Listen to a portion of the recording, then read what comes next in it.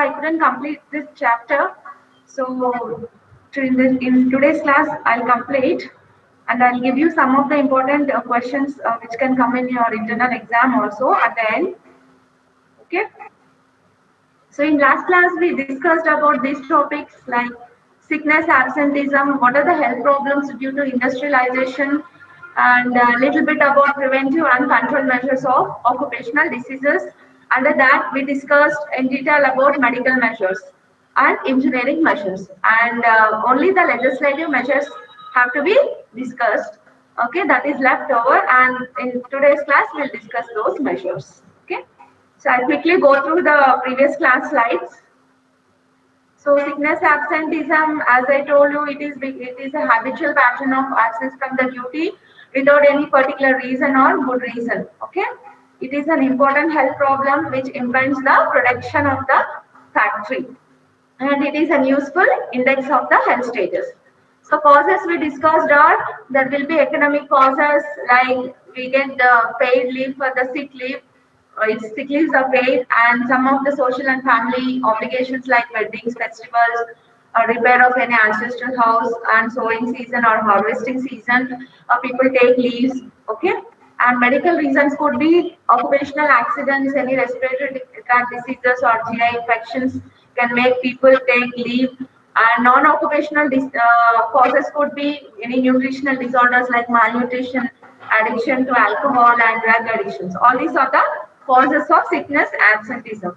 So prevention could be by managing good factory rules and practices, and by doing adequate pre-placement examinations and maintaining good human relationships, and importantly application of ergonomics. So that's how you can prevent the sickness absenteeism that results in better utilization of resources in the working place, and which gives the maximum productivity. So this is about sickness absenteeism. Sickness absenteeism is an important question. It is a short notes for you. So next are the health problems due to industrialization. So under this we discuss what are the problems like any environmental sanitation problems like poor housing conditions, water and air pollution, sewage disposal because of industrialization, and that because of a lot of population in the urban areas. Okay, and some of the communicable diseases like which are more common are tuberculosis, STIs, that is sexually transmitted diseases, and foodborne and waterborne diseases, and poor food sanitation practices, and people may get mentally disturbed because of some of the adjustment problems.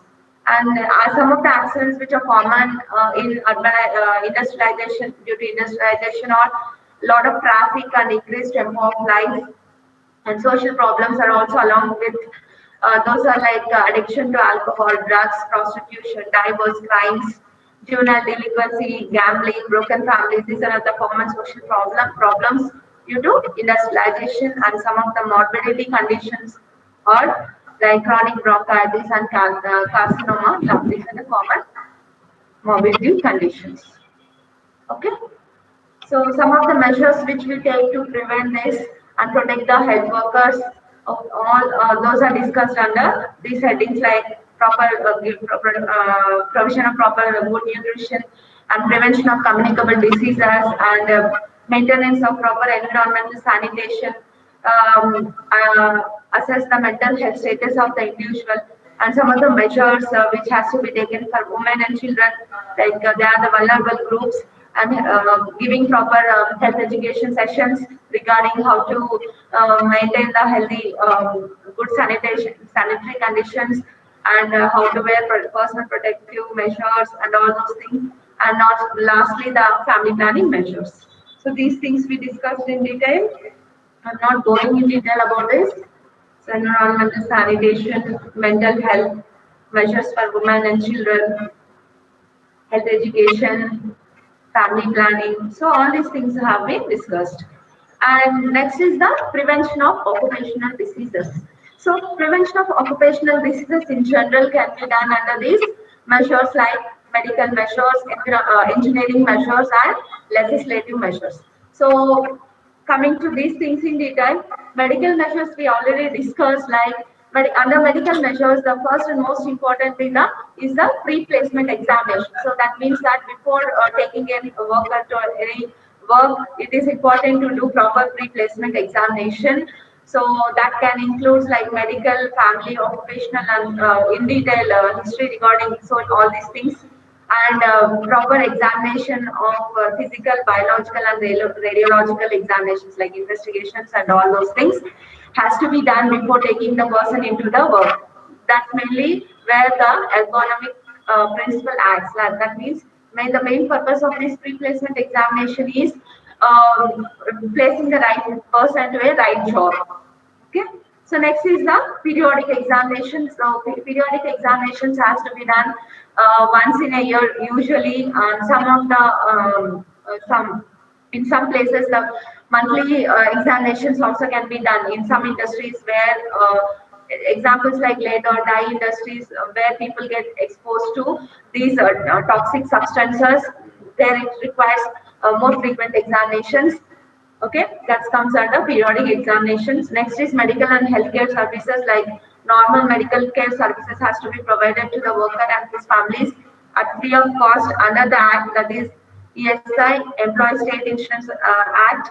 And then some of the important first aid services has to be available immediately, and immunization services to the children. So notification of some of the diseases are very important because it comes under workman's compensation. So for these diseases, the person gets compensation. Okay, so there are so many diseases around like 36 diseases which has been covered under this from by different acts like Factories Act. Act includes 22 notifiable diseases. Minors Act included 3 diseases. Regulations included 8 diseases. So totally there are 36 diseases which has to be notified to get workman compensation. So those diseases I'll show you in next slides. So next is supervision of working environment. So this I already discussed, like periodic inspections has to be done by a physician to check for any good, whether workers are working in a good environmental conditions or not. So which includes like whether the raw materials, the processes and products of the industry, whether they are maintained in a proper way or not, and how the worker is working, how is surrounding environment.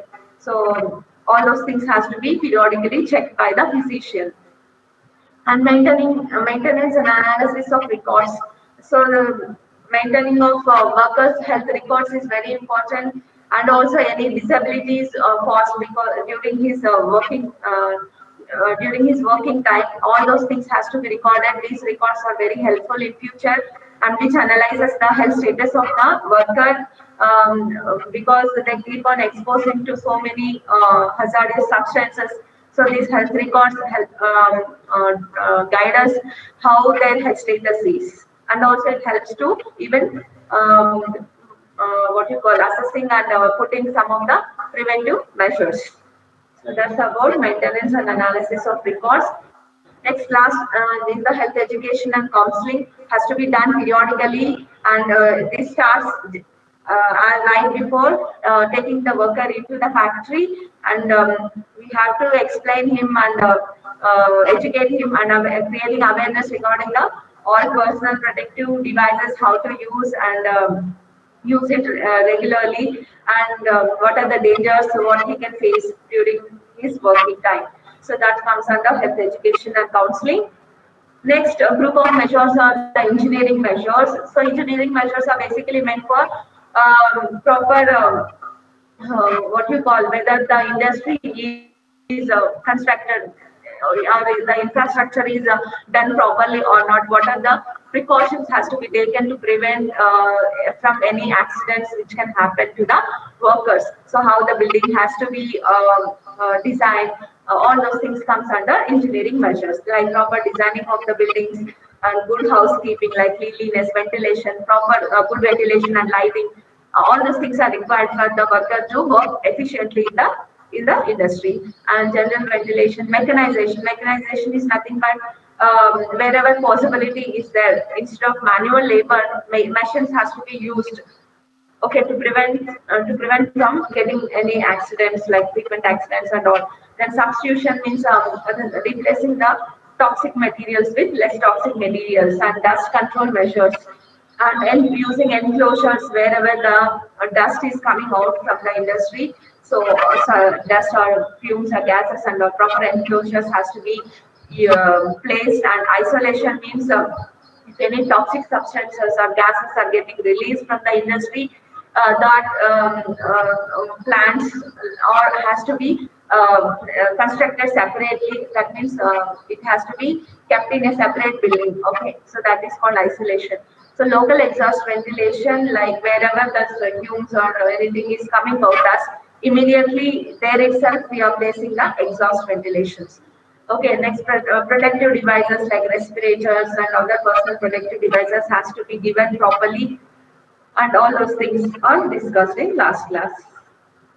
So next, in today's class, we'll discuss in detail about the legislative measures. I think from here, there was a lot of disturbance with the internet, so I couldn't finish this particular topic.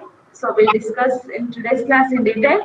So legislative measures. So legislative measures are nothing but putting some laws. Okay, putting proper laws, especially for well-being of the health worker, like safeguarding the health of the worker is very important in the industry. So these laws mainly helps to provide social security to the workers. So importantly, under this are Factories Act that was established in 1848 and Employee State Insurance Act. So these two are the important social security measures, and some of the other legislatives are also there, like the Mines Act, Plantation Act, the Minimum Wages Act, and Maternity Benefit Act. So these are not very important, but Factories Act and Employee State Insurance Act, these two are the important legislative measures which we will discuss in detail. The first is the Factories Act. So the Factories Act has come up in 1948. So that was first introduced in 1881. After so many revisions, it got revised frequently, and the latest was released in 1987. So the act applies to all of the India, like to any part of the India except for Jammu and Kashmir. So according to Factories Act, the definition of factory is establishing any factory which contain 10 or more workers where power is used, or else 20 or more workers where power is not used. So wherever power they are using, at least their 10 or more workers has to be working. Where power is not used, there at least 20 or more workers has to be working. That defines a factory. Next, coming to the staffing pattern, how who are the people who are there in this, who are actually supposed to be present in a factory. So the factory should have a chief inspector, additional chief inspector, joint inspector, deputy chief inspector, a safety officer, and welfare officer. So these are the people who has to be present in a factory. Next, what are the provisions which has to be provided by any factory? So these are the basic provisions. These are like must, which every factory has to be provided according to Factories Act. So let's see the provisions. So first is the health, safety, and welfare measures. Like under that, health measures are provision of proper cleanliness and provision of good lighting, ventilation, and temperature in the factory for better working. These are the better working conditions to a worker, and good medical facilities has to be provided to the workers, and treatment of waste and effluents in an effective way, elimination of any dust and fumes in a proper ways, like provision of enclosures or provision of isolation plants and all those things, and continuous supply of good cool drinking water during summers to the workers, and maintenance of at least 500 cubic feet space for each worker has to be provided for a proper functioning, proper working of a worker, and prescribe precautions for safety of the workers. So these all comes under health measures. Next is the safety measures. So safety measures means a proper the machines whatever they are using in the factory, those machines has to be in a good condition, like using of new machinery, and proper devices has to be used for cutting off the power instead of manual. So it has to be mechanized, and cranes and lifting devices has to be provided wherever it is required, and proper protective care should be provided to the workers for eye protection, and precautions against dangerous fumes or explosives or inflammatory materials, because these are the things which keep on handling by the workers. So the proper precautions has to be provided for from getting prevented from these dangerous substances, and restriction of weights has to be done, because the how much our maximum capacity a worker can able to lift, only that much he has to lift. So this proper care has to be taken. So that's about safety measures. And next is the welfare measures. So under welfare measures, proper washing facilities has to be provided, and good facilities for storing and drying of clothes for the workers, and some of the facilities has to be provided, like sitting facilities and sitting and good eating for eating and all those things, and first aid appliances, shelters and restrooms and lunchrooms has to be provided, and a good canteen has to be provided if the workers are more than 250 members in the factory. So these are the various welfare measures. So health, safety and welfare measures. Next is the employment of the women and young. So under this Factory Act, so there are certain rules has to be followed for women and children who are the vulnerable groups. So no employment has to be given to the child if he is less than 14 years old. And adolescent employees, like who are between 15 to 18 years, they are considered as adolescents. So they can able to work in the factories provided that proper certification like fitness certificate has to be taken from a certified surgeon. Then only he can able to work in the factory or industry. So adolescent means the age group between 15 to 18 years, and their working hours are between only 6 a.m. to 7 p.m. So they cannot do any night work. Okay. Next, coming to the working hours. So according to Factories Act, so maximum permissible level of working hours by any employee is of 48 hours. So that means a person cannot work more than 48 hours. So that too, it is divided like each day he has to work for 9 hours a day. That's it.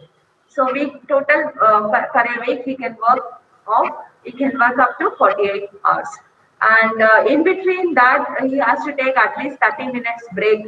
Like every 5 hours, a person has to take 30 minutes break.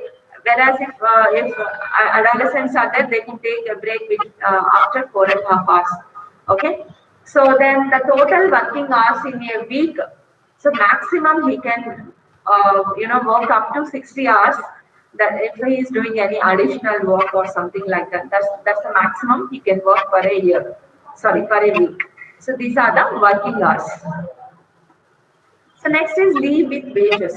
So that means like some of they're also provided with some leaves with wages. That means paid leaves are also being provided to the workers. So besides from weekly holidays, everyone can get leaves. Okay, paid leaves. Those who has done continuous service of more than 1 year in a factory or in a industry, he can avail leaves with pay. Okay, that's called paid leaves.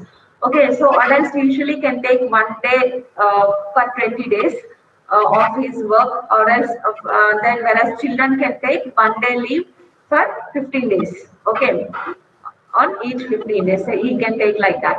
So or else they can also take leaves at a time, like they can accumulate the leaves and take at a time. Like adults can take they can avail up to 30 days continuous leaves, or children can take continuously 40 days leaves instead of like every 20 days or 15 days.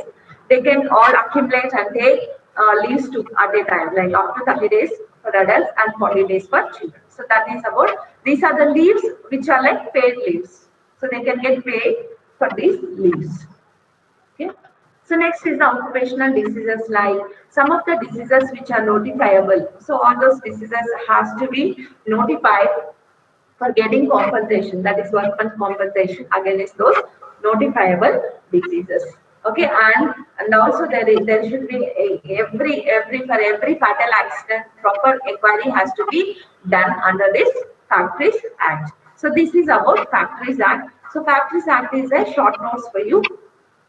Next, we'll move on to the next act, that is Employment State Insurance Act. So that it has come in 1948. So what is this Employees State Insurance Act? So it is an integrated social security scheme. So it is a social security scheme.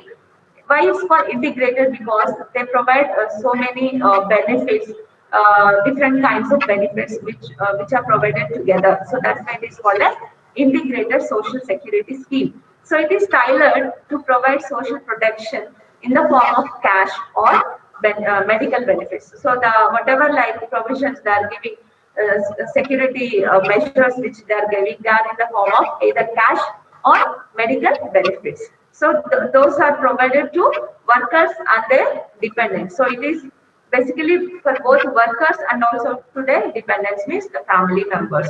So in an organized sector, in contingencies such as sickness, maternity, and death or disablement due to an employment injury or occupational hazard. So those who got injured or who becomes disabled mainly because of any occupational hazard. So for them, these provisions or these benefits will be given. So those benefits are given in the form of cash or medical benefits.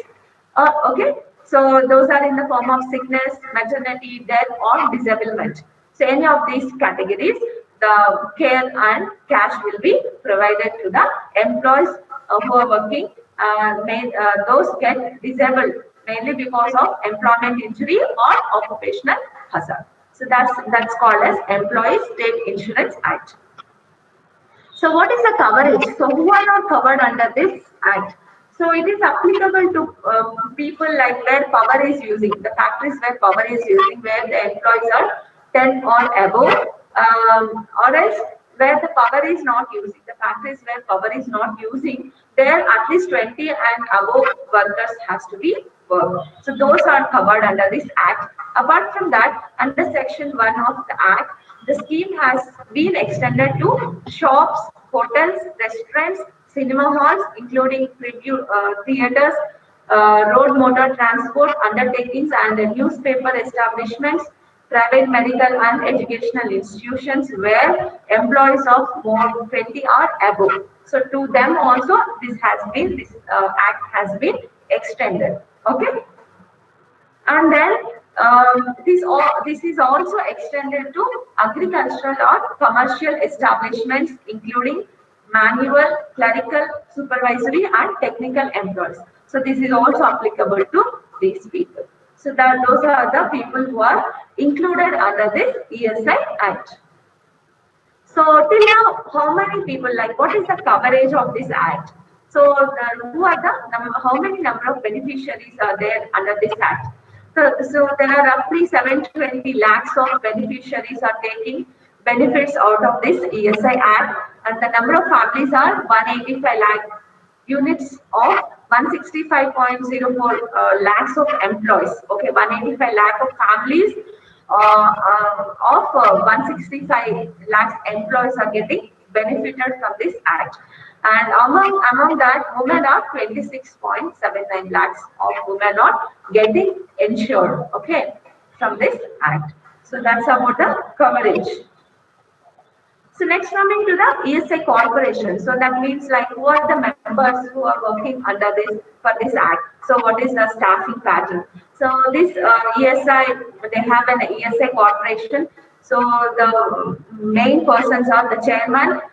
Usually he is the Ministry of Labor. Who is the whoever is the Ministry of Labor, he is the chairman for this ESI corporation, and the vice chairman could be secretary to Ministry of Labor, and there will be Director General ESI, he is an ISI officer, and then there are 4 other principal officers will be there. So those 4 principal officers can be Insurance Commissioner, Medical Commissioner, Financial Commissioner, and actuary. So these people are the who actually run this ESI. Okay. So next coming to the finances.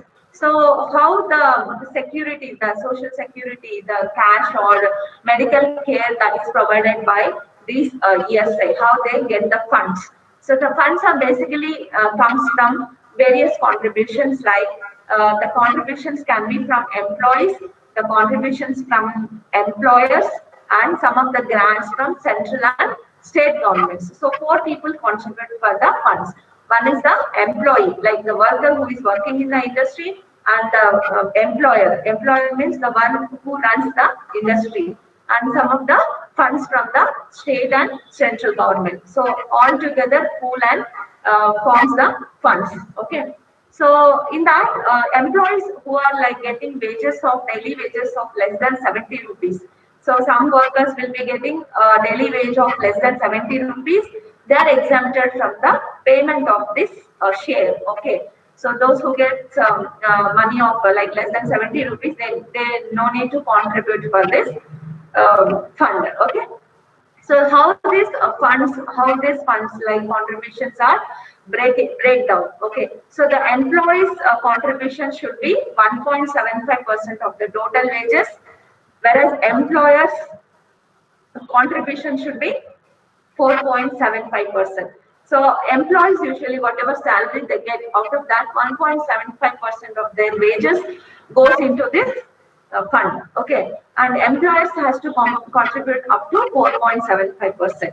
And next is the state government. So state government can bear up to 1/8 of the total expenses, and the remaining will be bear by ESI corporation. So that's how the various people contribute for this fund. So four important areas like employees can contribute, employers contribute, state governments contribute, and ESI corporation contributes in different ways. So these are the four people who contribute for this benefits. So next, what are the benefits they provide to the employees? So these are the various benefits that those are provided by ESI Act to the employees.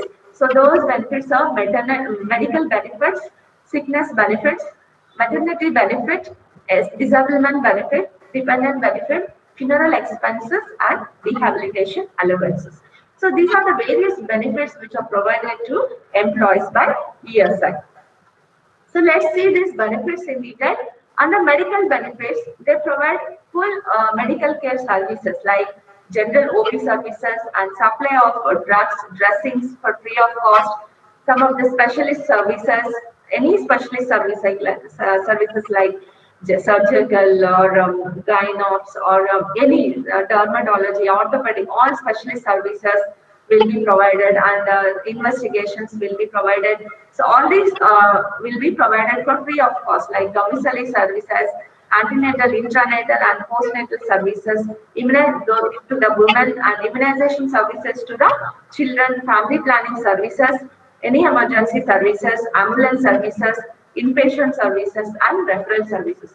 So all these services of medical care will be provided to the workers and their families for free of cost. So those are the benefits under medical benefits. So apart from these services, like other services can be related to dental, like dentures, provision of specs, provision of hearing aids, any artificial limbs, on some special appliances like hernia belts, surgical boots, spinal braces, or jackets. All these are also can be provided for free of cost to the employees and their families. So those are the medical benefits which are provided under ESI Act. Next is the sickness benefit. So sickness benefit is nothing but periodic provision of cash. So the cash is paid to the people who are certified as sick by the authorized doctor. So usually they get up to 91 days. Okay, if they take sick leaves. Okay, so maximum of 91 days they can avail this sickness benefit in the form of cash. So that 91 days should be in a continuous period of 1 year. Okay, so how much they get? So if they are absent from the work, how much they get? Usually they get up to 50% of their daily wages. Suppose out of the salary what they get per day, in that half of the salary they get for this sickness leave, the sick leave. So that is called sickness benefit. So next is extended sickness benefit. So under this sickness benefit, this sickness benefit services also has to be extended to some of the important diseases, like some diseases can cause long-term illnesses. Okay. So for those diseases, this sickness benefit is extended to up to 2 years. Normally, sickness benefit is applicable only for 91 days, right? So, but in extended sickness benefit, it is extended up to 2 years to some particular long-term illness diseases, okay, and also notifiable diseases. I will show you what are those 34 diseases, okay. This benefit is available to a worker only if the worker is continuously working in an industry for at least 2 years. So then only the person can avail this sickness benefit. Okay. So that's about sickness benefit. So these are the various diseases, the 34 diseases which are notifiable and which are also causes chronic illness to the employee. So this is the classification. So there are various diseases, like nearly 34 diseases are there. So for this, sickness benefit is extended. Okay. So these are the various diseases.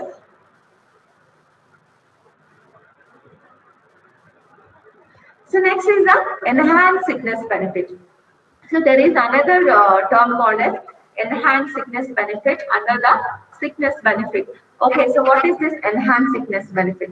So some of the services like family planning services, where people undergo sterilization, okay, that is permanent sterilization like vasectomy or tubectomy.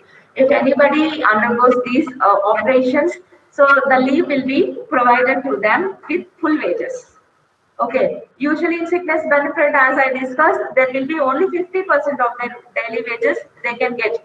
Whereas for this enhanced sickness benefit, like permanent sterilization operations, if they undergo like vasectomy or tubectomy, like they will be given a certain amount of period leaves will be provided. So those leaves will be paid, like completely it is paid, like full daily wages will be provided to those people. So that is called as enhanced sickness benefit.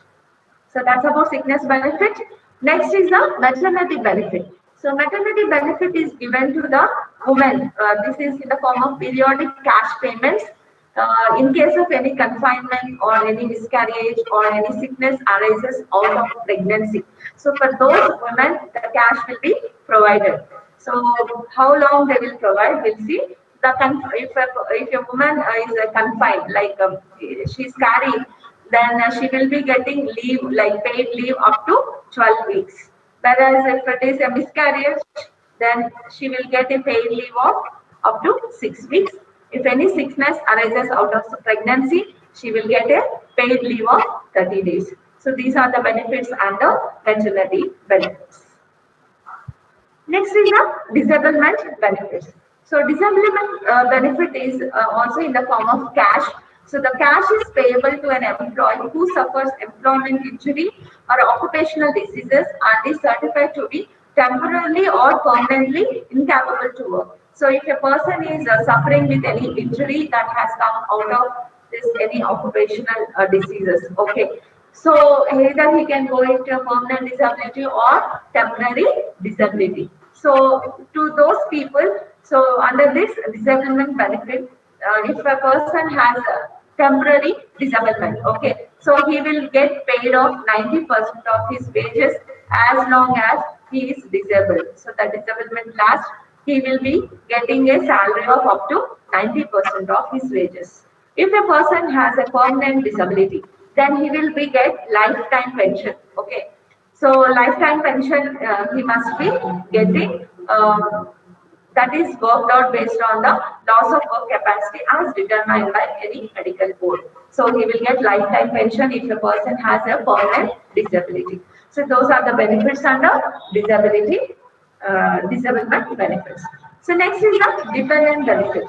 So the dependent benefit means if a person dies, okay, in the industry due to any reasons, okay, so the dependents of that person, like the family members, will be getting the pension. So that is called as dependent benefit.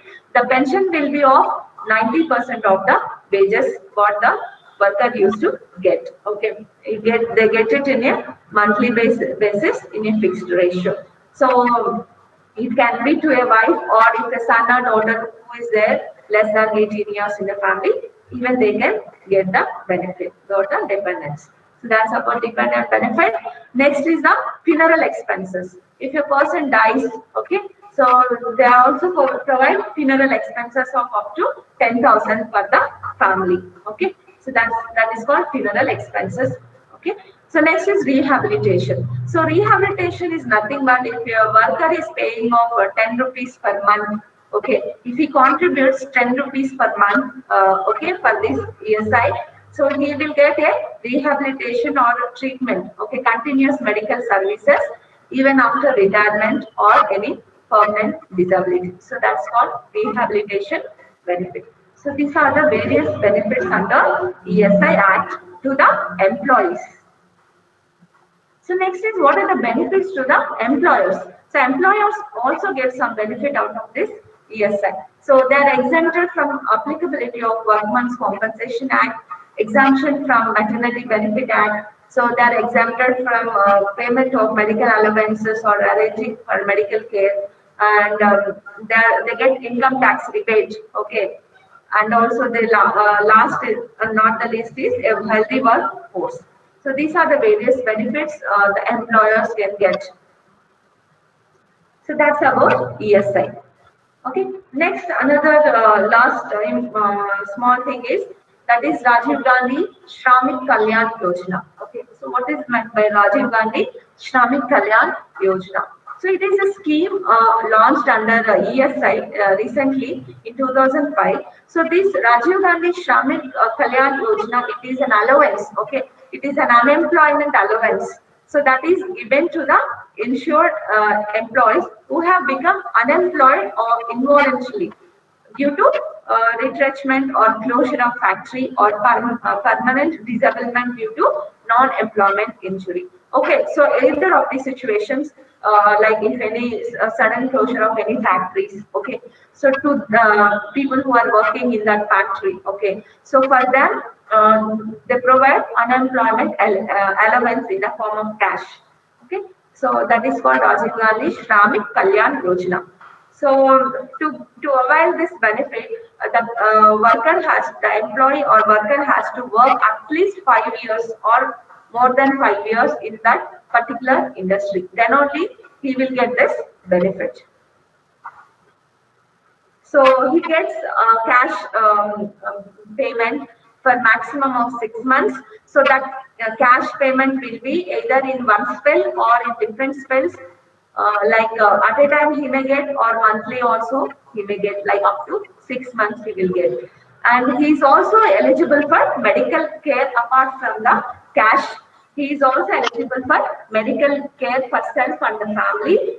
Okay, from any of these ESI health facilities, any of these ESI hospitals, he can get medical care for the self or employer for the family. So that's about Rajiv Gandhi Shramik Kalyan Yojana.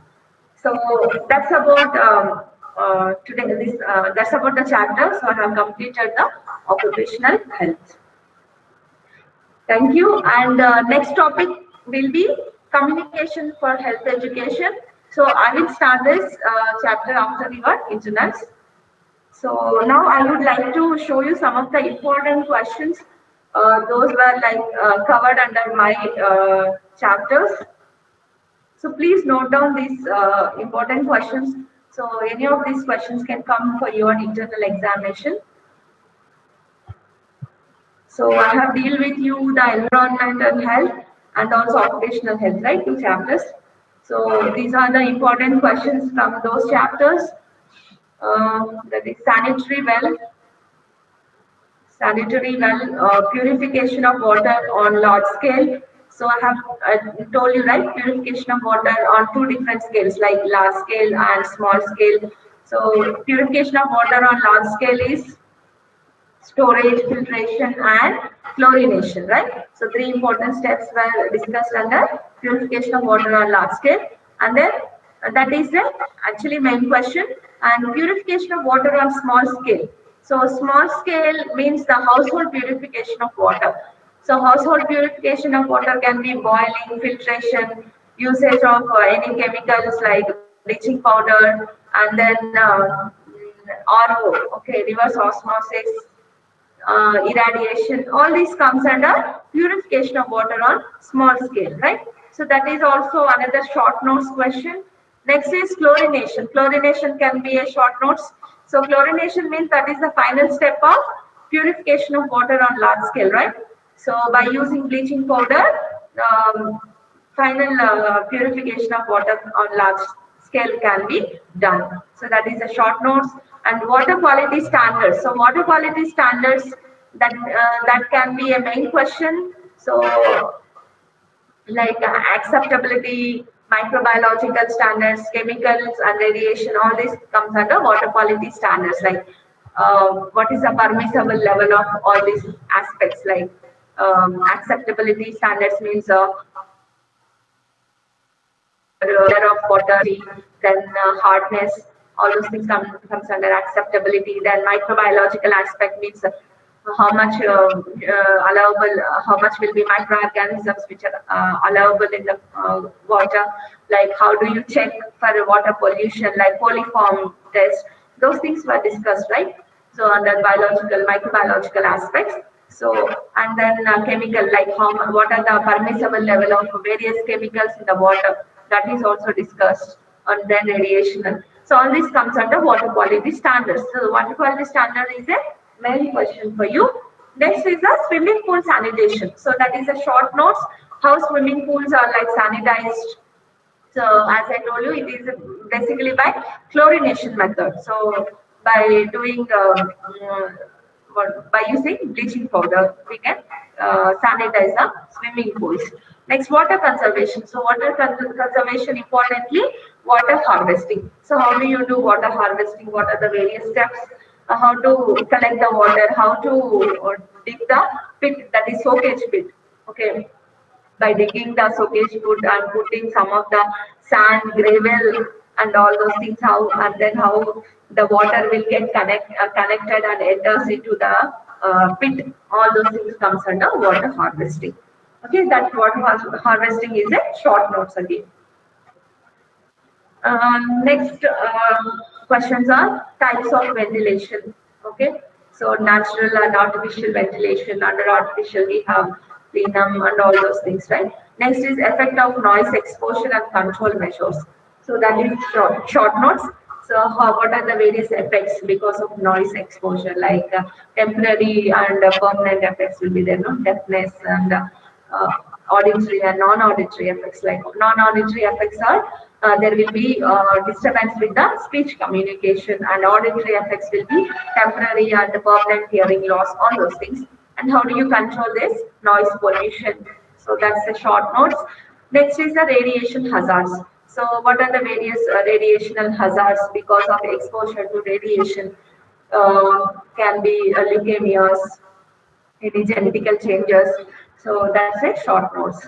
Next is indices of thermal comfort. So thermal comfort, what are the various indices, like how do you measure the thermal comfort? So air temperature, humidity, cooling power, then some Carter, dry and wet Carter thermometers we discussed, and what else? B4SR, okay, set scales, right? Set scales also we discussed. So all these are different indices for thermal comfort. So this is also a short notes. Next is the effect of heat stress. So what are the various effects due to excess of heat? So it can be heat sinkhole, heat exhaustion, heat stroke. So these things comes under effects of heat stress. Next, global warming. So all of you know this global warming. And next is indoor air pollution. So indoor air pollution is basically because of so many reasons, like smoke. While cooking, smoke will be formed, right? So that can be a reason. Then cigarette smoking. So all this can cause indoor air pollution. How can we prevent that? That's the short notes. Next, overcrowding. So when do you say there is a overcrowding? What is the definition of overcrowding? And what are the criteria we consider? There are three criteria, right? Persons per room criteria, number of next is the space criteria and sex separation criteria. So all these criteria comes under to assess the overcrowding. That's a short notes. So next is sanitation barrier. So sanitation barrier also I discussed in the excreta disposal. So what is meant by sanitation barrier? Usually what happens, there are certain diseases which can transmitted from the feces like sewage or feces to the humans by various methods like through fingers like unhygienic fingers, through food, unhygienic food, through insects like flies, or through soil, or from various ways. Okay, by constructing a proper sanitary barrier, we can prevent this contamination of the feces with the food by through these ways. Okay, so by simply constructing a sanitary latrine, we can prevent this. So that's all about sanitation barrier. So sanitation barrier is a short notes. Next is the septic tank. So I discussed with you the septic tank, like how to construct a septic tank. So what happens exactly inside the septic tank? Septic tank, how the sewage get purified. Okay, those things have been discussed in septic tank. Like especially what happens in septic tank, there will be anaerobic decomposition takes place, right? So next, that's the short course. Next is sewage treatment plant. So sewage treatment plant is the main question for you. So it is modern. It's nothing but modern sewage treatment plant. So there are basically two steps. The sewage undergo two types of treatments like primary treatment and secondary treatment. Okay, so the various steps under those treatments, how the sewage get properly treated. Okay, next is activated sludge process. So activated sludge process comes under this sewage treatment plant itself. That is a nothing but secondary treatment. Okay, how safely we can dispose of sewage. Right. Next is oxidation pond. So oxidation pond is also discussed with you separately. It is like a safe way of disposing the sewage. It's like a golden technique. Before the sewage treatment plant has come up, what happens? What is the principle in oxidation pond? So there will be presence of algae, presence of bacteria, okay, and sunlight. So all these three together decomposes the sewage. Okay, it's like a cycle, right? So here what happens is whatever sewage will be there, the sewage it takes the algae takes up oxygen and it converts the organic matters into inorganic substances and it releases the carbon dioxide. So the carbon dioxide, sorry, the bacteria takes up, and whatever carbon dioxide that is released from the decomposition process, that will be taken up by the algae which is present in the oxidation pond. So that algae takes up the carbon dioxide and it releases the oxygen. Again, that oxygen will be taken up by the bacteria in the presence of sunlight. So it decomposes the organic matter into carbon dioxide, water, and ammonia. Again, that carbon dioxide will be taken up by the algae. So that is like a cycle. That's how it decomposes the sewage. Okay, that's about oxidation pond. That's the short notes. Next are the methods of disposal of solid waste. So what are the various, we have solid waste and liquid waste, right? So what are the various methods of disposal of solid waste? So solid waste can be disposed in open dumping, then control tipping. In control tipping, we discussed about ramp method, area method, trench method, right? And then in solid waste, what are the other methods? Incineration is there, that is simply by burning. Okay, so those are all various ways of disposal of solid waste. Next is integrated vector control approach for mosquito. It is the main question. So what are the various vector control measures like anti-larval measures, anti-adult measures, personal protective devices? So all those are the various vector control measures which we discussed. It's a main question. And the last one is the rodent control measures, how to control the rat population. So I discussed this in entomology chapter, right?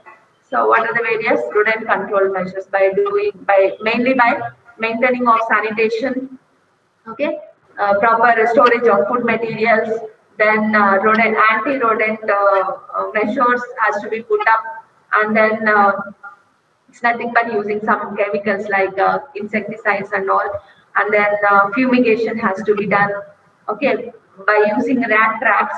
So all this comes under rodent control measures. So that is a short notes for you again. So these are the various questions, important questions I just projected, so which will be helpful for you for your internals. So you, if you read these questions, one or two questions definitely will come from these questions, okay. So that's about environment and health. So next is occupational health. So in occupational health, some of the important questions are like ergonomics. Ergonomics I discussed in first class, or I don't remember when. But ergonomics is nothing but fitting a right job to a right person. It means like proper. It deals with various things like proper planning of the industry, like setup, infrastructure, and replacement examination of the worker, like fitting the correct job, like where he actually stands. So assessing that and putting him in the right place. So all those things comes under ergonomics. So ergonomics helps in improve the either health status of the worker and also improves the productivity of the industry. Okay, that's about ergonomics. Next is types of occupational hazards. So we discuss various types of occupational hazards like physical hazards, chemical hazards, radiational hazards, and so many agricultural. What are the hazards due to agricultural industry? So these things comes under different types of occupational hazards. Next is the pneumoconiosis. So pneumoconiosis is nothing but which comes under chemical hazards. That is mainly because of the dust particles which are inspired through the lungs. It's basically a lung disease due to various dust particles which are produced in different industries. Examples can be silicosis, cedarosis, bagasosis, asbestosis, bicyanosis. All these were discussed under pneumoconiosis. So pneumoconiosis is actually a long question and very important question. So next will be lead poisoning. Lead poisoning is a short notes. So what are the where the lead is produced, how it affects the human? Basically, it affects the central nervous system, right? So and how do you prevent the lead poisoning? How do you identify the lead poisoning and all those things? Next is occupational cancers. So well, there are more common occupational cancers can be lung cancers, bladder cancer, blood cancers, lung cancers. All these are the common occupational cancers which we discussed. So that's the short notes. Next is occupational dermatitis. Also we discussed. This is the most common type of skin disease that can happen because of continuous touching of the chemicals, okay, who are working in the industry. Okay, how do you treat all this? How comes under occupational dermatitis? That's a short notes. Next is radiational hazards, like what are the various hazards due to exposure to radiation. That's the short notes. Next, occupational hazards of agricultural workers. So occupational hazards can be zoonotic diseases like we discussed, no, plague, anthrax, and all tuberculosis, and all those things. So and accidents can happen because they'll be working with different machines and all under extreme climatic conditions. So they'll be working in very hot climates and all those things. So that comes under occupational hazards of agricultural worker. That's a short notes. Next is sickness absenteeism that we discussed in today's class also. And what are the health problems due to industrialization also we discussed. And lastly, the preventive and control measures of occupational diseases. That is very important. It is the main question. So various measures can be asked separately or as a short question. So these are the important questions under occupational health. So these two topics, you can read these questions. Okay. Okay. So that's it for today's class. Okay. All the best for your internals. Okay. Do well. Thank you.